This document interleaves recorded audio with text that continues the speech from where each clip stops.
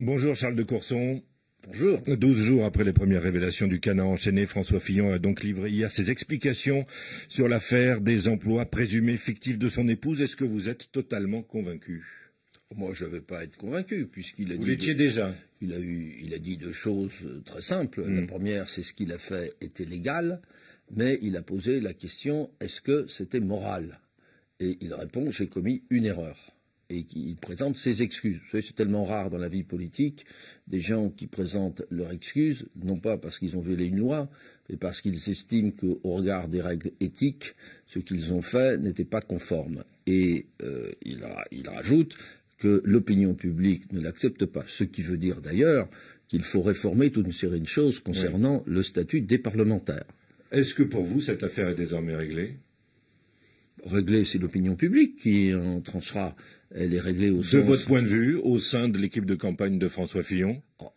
François Fillon est et demeure candidat.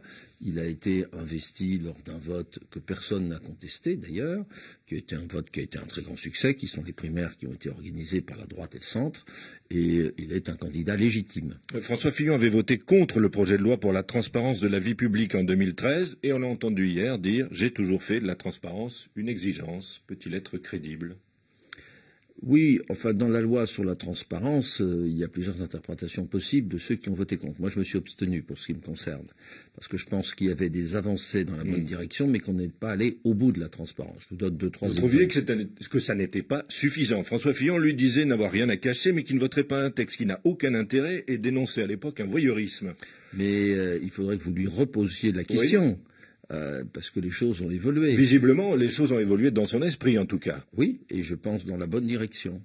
Vous avez vous-même été président de la commission d'enquête parlementaire autour de l'affaire Cahuzac.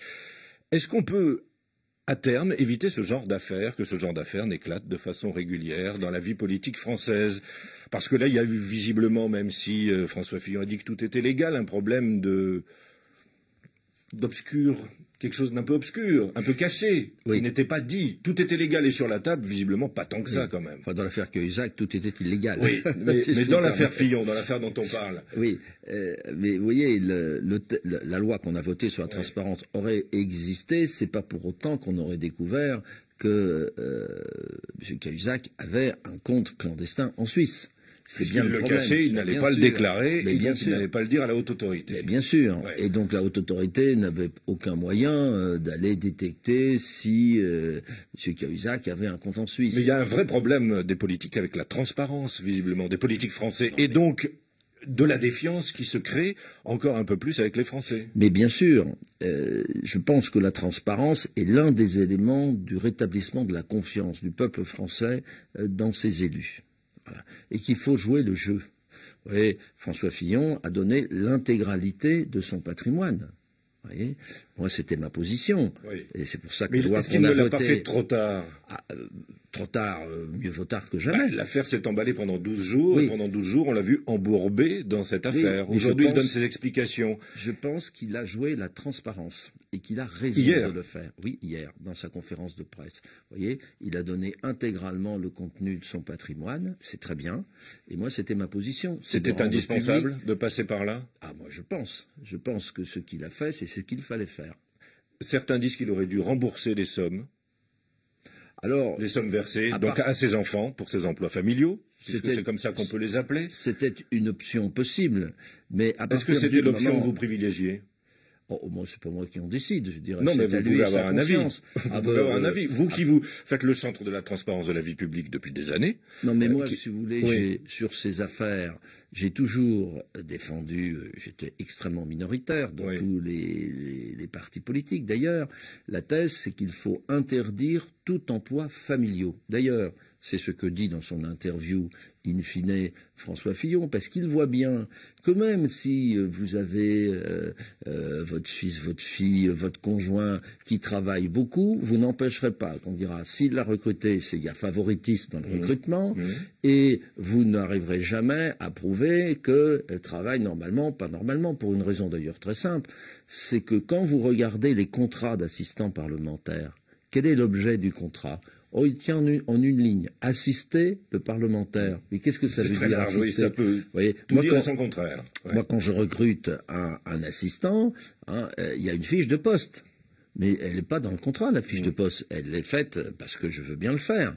Vous voyez, et moi, je publie et je recrute, j'ai beaucoup de candidats, je sélectionne et après, je choisis l'un des candidats. Et sur le remboursement des sommes? Le remboursement des sommes, à partir du moment où c'est légal, est-ce qu'on a à rembourser quelque chose qui est légal? Alors, vous me direz, le problème n'est plus légal, il est moral. Il a présenté ses excuses. Il y avait les deux options. Si c'était légal, il a malgré tout présenté ses excuses. Il avait les deux options. Oui. Il avait les deux options possibles, soit dire, pour bien montrer mon total désintéressement, je vais reverser alors qui à l'Assemblée nationale. A priori, oui. Voilà, c'était une option. Je sais qu'elle avait été envisagée, mais à partir du moment où ce qu'il a fait est légal.